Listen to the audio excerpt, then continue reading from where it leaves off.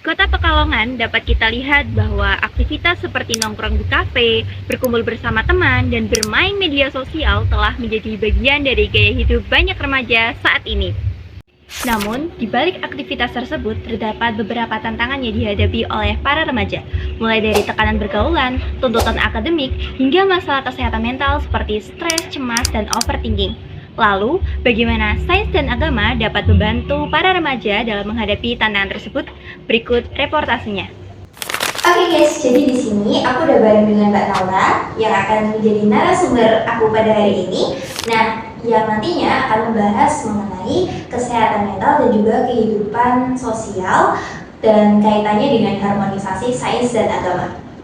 Oke Mbak Naura, jadi untuk yang pertama, kira-kira apa sih Mbak hal yang sering membuat remaja seusia Mbak Naura ini merasa kayak stres dan juga cemas?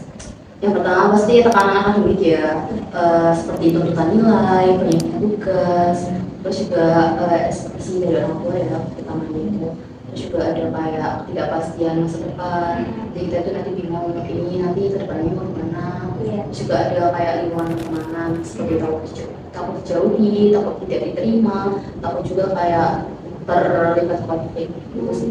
Itu cukup mengganggu kehidupan sosial dan juga Iya, mental ya. betul. Mbak Naura pernah nggak sih ngerasa kayak stres dan juga tertekan gara-gara mengikuti standar atau gaya hidup yang ada di lingkungan kita sekarang ini? Untuk sejauh ini belum ada. Oke, ya, soalnya kan kadang banyak ya yang ngerasa kayak harus mengikuti standar biar sama kayak temen. Iya, betul. Biasanya emang gitu sih. Tapi Mbak Ininya nggak? Iya, betul.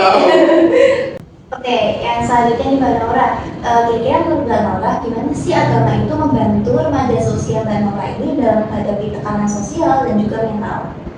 Agama itu punya beberapa ini ya, seperti yang pertama itu melihat diri sendiri. Jadi kayak selalu ada Tuhan itu bahwa di sisi kita, mau saat kita kesulitan ataupun saat senang. Terus yang kedua itu adalah sebagai landasan identitas. Jadi kita itu tahu siapa diri kita, nilai kita, dan itu tidak mudah goyah atau tidak mudah goyah. Terus yang ketiga itu ada kayak sebagai ketenangan batin.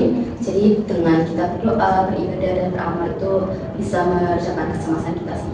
Oke, berarti kayak misalnya lagi cemas atau stres kita sholat gitu Iya, ya. betul. Oke. Nah, untuk pertanyaan selanjutnya nih Mbak Nora, kalau menurut Mbak Nora sendiri, gimana sih antara agama dan juga ilmu pengetahuan itu bisa saling melengkapi dalam menjaga kesehatan mental dan juga dalam kehidupan sosial? Ya kayak apa namanya ilmu pengetahuan itu kayak menjelaskan bagaimana cara stres terjadi di dalam kita. Nah sedangkan agama itu kayak memberikan makna bahwa mengapa kita bisa melewatinya. Itu loh ya. Oke. Nah yang terakhir nih Mbak Nora, kira-kira Mbak Nora punya nggak nih pesan buat remaja di luar sana biar tetap punya kesehatan mental yang baik dan juga punya pegangan hidup yang kuat? Iya, jangan jadi orang lain buat diterima di kelompok kamu. Terus jangan sampai kamu lupa beribadah. Terus juga kayak kalau memilih pertemanan itu pilihlah pertemanan yang bukan malah yang memeras. Seperti itu aja sih Mbak Mila. Oke, terima kasih ya Mbak Nora atas jawabannya. Kembali kasih. Dari hasil wawancara terlihat bahwa kehidupan sosial remaja tidak terlepas dari tantangan yang dapat mempengaruhi kondisi mental mereka.